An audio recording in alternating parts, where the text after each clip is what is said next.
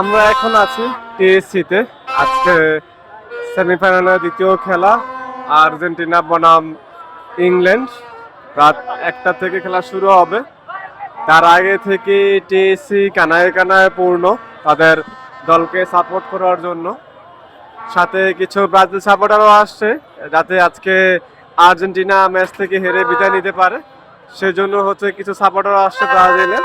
কিন্তু সবার সাথে দেখা যাচ্ছে যে সবচেয়ে বেশি সাপোর্টার হচ্ছে যে আর্জেন্টিনা।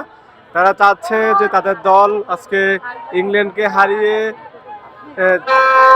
ফাইনাল খেলবে এবং তারা কাপ নিবে। এবার সবাই প্রত্যাশা করছে যে এবার যে ইংল্যান্ডকে হারিয়ে ফাইনালে উঠবে আর্জেন্টিনা এবং স্পেনকে হারিয়ে তারা এবার বিশ্বকাপ নিবে।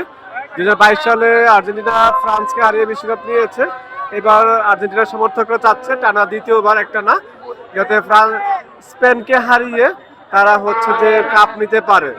সবাই চাচ্ছে যে এবার আজকে খুব ভালো একটা স্কোরিং খেলা হবে।